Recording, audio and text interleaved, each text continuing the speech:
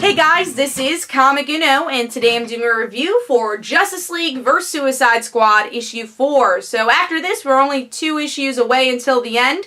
But before we start talking about this issue, just want to give you guys a couple updates. Now, the reviews being posted today will be the only reviews I have for this week. I'm sorry that it's kind of short, but the reviews I do have up are Justice League of America Vixen and also Justice League Power Rangers issue 1, and of course this review. But if you guys have any questions about the comics I read, ask me on Twitter or Facebook. Maybe I'll share some thoughts there. And of course we'll have our Frontline Live on Tuesday at 9:30 p.m. Eastern Time, where we'll be talking about all the comic books that came out this week. So be sure to check out that show too. And sorry I won't have Comic Uno episode this week. But let's start talking about this comic, which is Justice League vs. Suicide Squad issue 4, which, I haven't been totally impressed with, but let's see if I enjoyed this issue.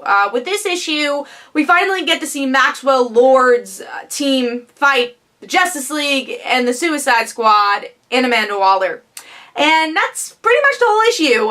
It's kind of the same thing we've been getting. So, I think it was 2 issues ago, we had the Justice League vs. Suicide Squad. They're talking about whatever, they're talking about their personalities, their story as they fight. And then same thing happens here, except there's more characters involved. That's pretty much it. I think more could have been told here. There are some, some storylines that are accomplished here. One big one being that Stargirl's around, so that means the Legion of Superheroes are around. So they give a little reference to that and say, don't worry, you'll learn more about that in Supergirl. So don't worry, you'll learn more about that, is pretty much it. It's just like a little small reference in the issue. And then in the end, you have Maxwell Lord collecting this diamond, and he's gonna control everybody. He's controlling the Justice League, and he's enhancing his powers to control everybody. And I just feel like this issue felt very generic. Yes, there are some points that you got little information about the future, which you want with an event like this, because it's supposed to be the big DC, or first big DC Rebirth event, so you want some stuff. But as of right now, I'm still having the same problem of this series feeling very generic. I didn't really get much out of the fights, especially because I thought the artwork was weaker in this issue than we've been seeing. And I don't think it really has to do with the pencils, but definitely the inking.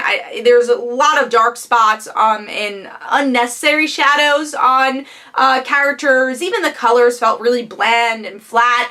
And the pencils weren't bad. They were just kind of average. There were times where facial expressions I thought could have been better. The camera was so zoomed out that you couldn't really concentrate so much on the action. It felt a little boring.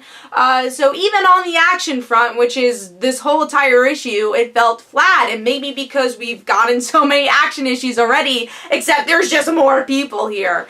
So overall, I'm going to give, sadly, this issue 2 stars. I just felt like it didn't really progress the story too much. Cliffhanger was interesting, but it's not like something we haven't seen before. We've seen the Justice League controlled before. So definitely a slower issue for me, but I will be continuing to see where issue 5 and 6 goes, and I'll be reviewing those issues. So hopefully you guys enjoyed. This is Comic Uno. Don't forget to follow me on Twitter. Don't forget to like my Facebook page. Also, description below, there are links for my comic book, Like Father, Like Daughter, and don't forget to like the Facebook page of Like Father, Like Daughter. I'll see you guys later. Bye.